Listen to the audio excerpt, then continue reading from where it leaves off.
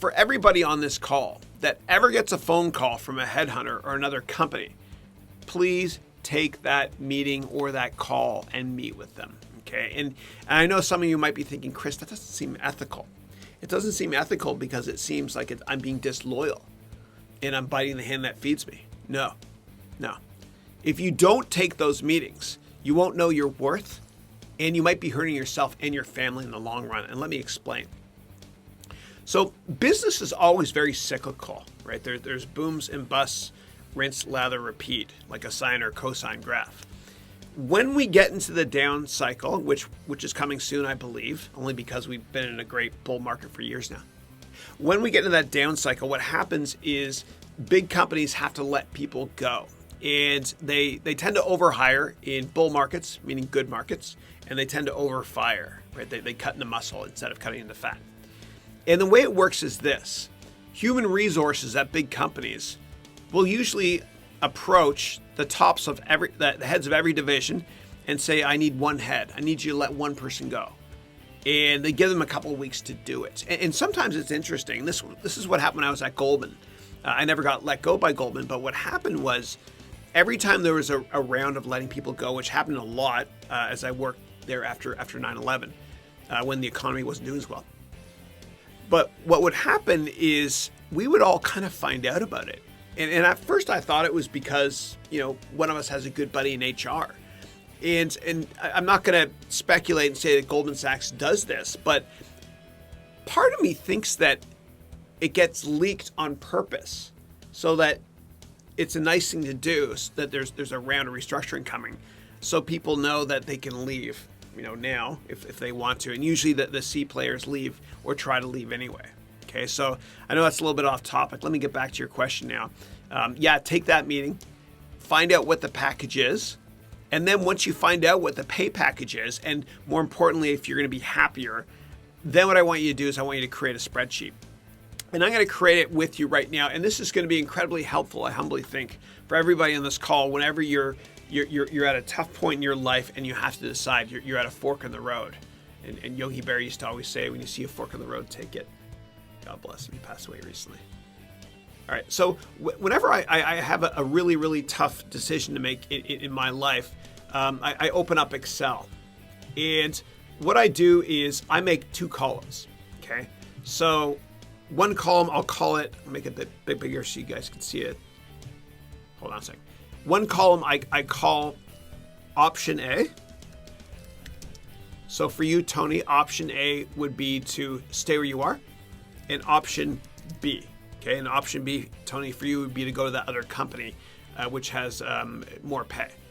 Then what I do is I create criteria here, okay? So I list, I'll make this lowercase, criteria here below. Okay, so money, leadership, new skills, location, let's say it's not close to your work, etc. And then what I do is I score them. But before I score them, I come over here and I create, I'll make it lowercase, weighted. Okay, it's fine. And so if money is the most important thing for you, you're going to weight it higher. Okay, so you weight it out of 1. 0 is lowest, 1 is highest. So let's say that money is pretty important to you. We'll call it 0.8 out of 1. Okay, and this will make more sense to you in a second. And I love doing this because this whole process allows you to quantify a qualitative process. Okay, so 0.8 for money. Leadership, I know I spelled it wrong. So let's say leadership skills for you, you're like, it's not as important as money. So we'll call it 0.5. Okay, learning new skills, yeah, I guess that's kind of important, 0.4, right? And this is obviously subjective. And then location, you're like, well, and I remember, Tony, you mentioned before that your girlfriend works in Toronto at Blake's, I think, at a law firm. So location, let's say for you is 1, because that job, let's say hypothetically speaking, would be in Toronto. That's more important than money. Obviously, your girlfriend's more important to you than the money. And so option A versus option B. So what do you do? Okay. So here the money is higher. Okay. So we're going to score this out of 10 now. Okay. Higher. So we're going to say, oh, this is a 10 out of 10. Okay. Here, I'm not making as much money. It's kind of 7 out of 10. Leadership skills. Oh, I won't get as much here. So 7 out of 10. But if I stay where I am, yeah, it's 10 out of 10. New skills, I'm sort of learning where I'm right now, but not really. But if I go to this new job, I might learn a lot more. So I'll call the new job 8, my current job 6. Location, my current job is 1 because I don't want to live in Montreal. Locate because your girlfriend's in Toronto. But your girlfriend's in Toronto, so we'll call location here at 10. Okay, now what we're going to do is we're going to sum it up, and this will help you to answer what you should do. Okay, so here's how you do it. So we can create an array if you want, but what I'm going to do to make it easier is I'm actually going to do it in a step function here. Okay. So option A, I'm going to go here, money, that times the probability right there, okay? And what I'm going to do is I'm going to lock in this bad boy here, okay?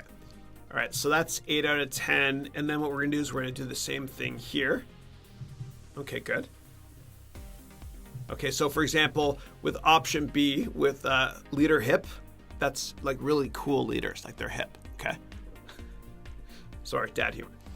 With leadership here for option B, you only get a 5 because it's 10 times 0.5, and you get a 3.5 because it's half of 7 is 3.5. Now let's add them up. Okay, so let's do equals sum. And usually I have way more criteria, like 30, 40, 50 criteria, always, especially for a big decision. Okay, but I just want to make this simplistic so we all understand. So the answer, Tony, is option A and not option B. Okay, and obviously put your own criteria in, weight it yourself as well, and add more line items for criteria. And this applies for everybody in the call. It's a great way to be able to crystallize and quantify what decision you should make in life when you have a lot of qualitative, unstructured logic ideas. So hopefully if this is helpful, if you have any follow-up questions on this, please let me know. Thanks.